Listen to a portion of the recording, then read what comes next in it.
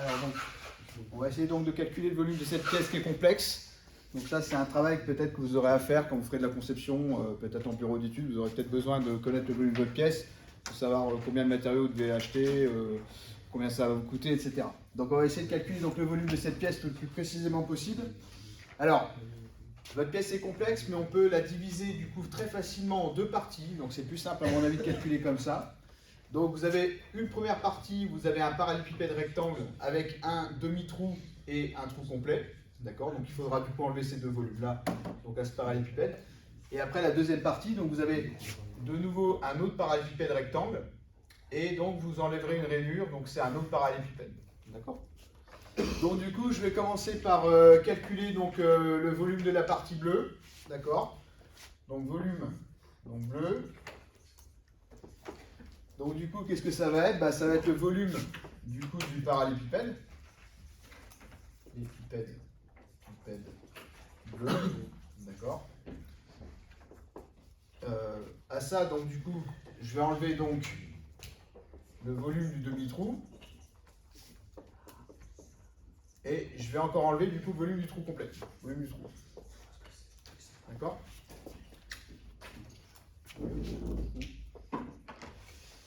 Alors, si on regarde le parallélépipède, d'accord, on voit grosso modo que, bon, ça, je rajoute les noms. Donc on voit que ça fait 90, donc ici, 90 mm. Là ici, on vous donne le rayon qui vaut 11, d'accord? Donc je vais le marquer. Donc là ici, c'est du coup 11 mm de rayon, d'accord? Et on vous donne également ici le diamètre du trou. Alors attention, le diamètre du trou c'est 30, ça veut dire que le rayon du coup il va valoir seulement 15, donc ne faites pas avoir. Et on vous donne également donc la hauteur du parallélépipède donc sur une autre vue. Donc là du coup apparemment c'est 25. Voilà. Et donc du coup il manque donc la dernière cote qui est donc ici. Voilà, qui est donc la largeur ici. Donc on vous donne 50 sur une autre vue encore. Donc là normalement j'ai toutes mes informations pour calculer du coup le volume bleu. D'accord? Alors le volume bleu, donc ça va être du coup, donc ça va faire du coup simplement 90 fois 50 fois 25, hein, c'est le volume d'un parallélépipède. Donc 90 fois 50 fois 25, d'accord? Ensuite, je vais enlever du coup le volume du demi-trou. Donc le volume du demi-trou, bon, vous savez que le volume d'un cylindre, normalement c'est pi r carré fois la hauteur. Donc du coup, ça va faire pi fois donc, le rayon, donc 11 au carré, d'accord? La hauteur, du coup, c'est 25 aussi, d'accord? Et il ne faut pas que j'oublie du coup de diviser par 2 parce que c'est un demi-trou. Donc il y a la moitié seulement à enlever. Donc je divise ce truc-là par 2. Ensuite, une fois que j'ai fait ça, je vais du coup calculer le volume du trou. Donc le volume du trou, donc on vous donne le rayon.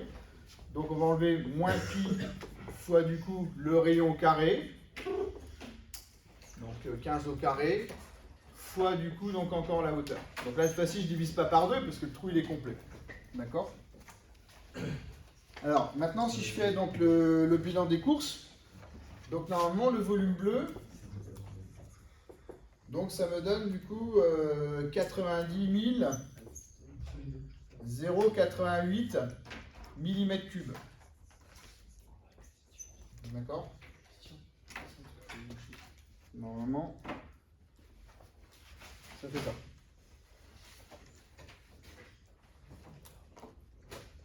Voilà. Ensuite, donc, une fois qu'on a calculé donc, le volume de la partie bleue, on va calculer maintenant le volume de la partie rouge. Alors, volume de la partie rouge, que j'ai appelé V rouge. Donc, c'est simplement donc, le volume du parallélépipède. Alors, du coup, on va essayer de retrouver les dimensions de ce parallélépipède. Donc, du coup, sachant que j'ai donc apparemment 60, j'ai 60 comme ça. Mais du coup, si j'enlève 25, ça me fait plus que 35. Donc là, ici, j'ai 35 en hauteur, là. Ensuite, ici, donc, est-ce que j'ai une information? J'ai une information, donc elle est sur... Donc là, j'ai 30. Il me manque ensuite, bah là j'ai toujours 50, hein, parce que c'est la même longueur qu'ici. Donc là j'ai toujours 50. Alors, ensuite pour la hauteur du parallélépipède, de la rainure je veux dire, donc la rainure ici apparemment ça vaudrait 10. On vous la donne. Donc là ça vaut 10.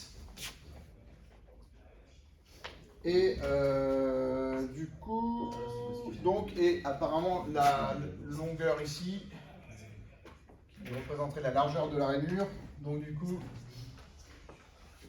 c'est 30. Voilà, donc du coup, bah, j'ai toutes les infos pour calculer mon volume rouge. Donc le volume rouge, donc ça va être le volume du parallélépipède rouge. Donc, et j'enlève donc du coup le volume de la rainure. Donc du coup le volume rouge, alors du coup ça va faire, alors volume du parallélépipède, donc du coup ça va faire 30 fois 50 fois 35, donc 30 fois 50 fois 35, et donc j'enlève le volume de la rainure, donc la rainure ça va être du coup 10 fois 30 fois 30, moins 10 fois 30 fois 30, d'accord? Parce que du coup j'ai 10 comme ça, 30 comme ça, et 30 en longueur. Donc du coup, si je fais le calcul, donc ça devrait me donner quelque chose de relativement simple. Donc le volume rouge, donc ça me donne environ, enfin c'est même exact, ça me donne 43 500 mm3. Ça me donne ça. Alors, maintenant j'ai calculé le volume bleu et le volume rouge, donc du coup bah, j'ai calculé le volume total de la pièce, donc qui est la somme des deux. Donc le volume de la pièce, donc c'est le volume bleu plus le volume rouge. Donc du coup si j'additionne les deux, ça me fait à peu près donc 133 588 mm3.